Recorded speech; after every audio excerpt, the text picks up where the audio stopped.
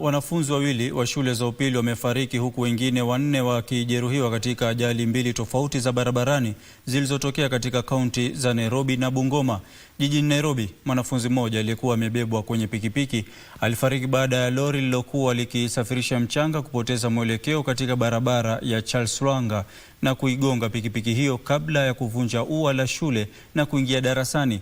Katika kaunti ya Bungoma, eneo la Mayanja, mwanafunzi mwingine alifariki na wengine watatu kujeruhiwa baada ya trela kupoteza mwelekeo na kuwagonga walipokuwa njiani wakielekea shuleni. Hivi ndivyo hali ilivyokuwa leo asubuhi kando ya barabara ya Southern Bypass jijini Nairobi. Maafa na uharibifu yanashuhudiwa baada ya trela kupoteza mwelekeo na kugonga bodaboda aliyekuwa amebeba mwanafunzi. Baadaye lori hilo liligonga ua la shule ya Kidstar Academy iliyoko kando ya barabara ya Charles Lwanga na kuvunja ukuta wa darasa. Nikiamuka asubuhi nimeamsha mtoto wangu aende shule. Nikasikia sauti ya ngurumo ya gari. Nikakuja nikapata hiyo gari already iko kwa shule ndani. Mtoto wa shule amelala hapa. Mtu wa pikipiki alikuwa amekaa pale. Wakazi walioshuhudia ajali hiyo walisema walifika katika eneo la tukio hilo baada ya kusikia mlio mkubwa na kulikuta lori hilo likiwa ndani ya uwanja wa shule. Mwanafunzi huyo wa kidato cha 3 alifariki papo hapo huku dereva wa pikipiki akipelekwa hospitalini akiwa katika hali mahututi. Bado kuna day fulani kuna msenye amechotwa hapa hivi, ameruka juu, kiatu tu ndo tunaona inachezea tu juu ya hewa. We thank God there were no kids inside at that point.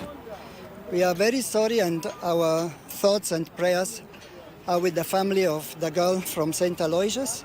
Wakazi hao wanadai kuwa hii ni mara ya 3 kwa gari kupoteza mwelekeo na kuingia katika shule hiyo. Wanasema sehemu hiyo imekuwa ikishuhudia ajali nyingi. Huku uchunguzi ukiendelea, wakazi hao wanaitaka serikali kujenga vizuizi vya kando ya barabara na kuweka hatua za kudumu za kuzuia ajali katika eneo hilo.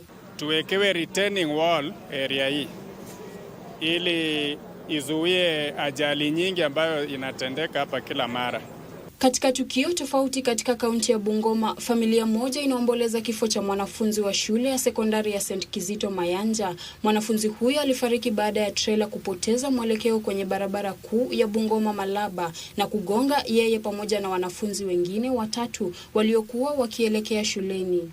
Na nilipokuwa nakuja, trela moja ikakuja kwa mwendo wa kasi.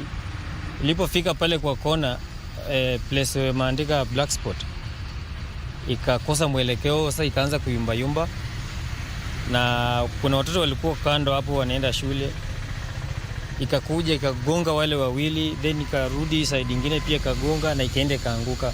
Wanafunzi hao watatu wamelazwa katika hospitali ya matibabu maalum ya kaunti ya Bungoma. Wakazi wa eneo hilo wamesema trela hiyo ilikuwa ikiendeshwa kwa mwendo wa kasi kabla ya kugongana ana kwa ana na trela nyingine. Nailongeso, Darubini.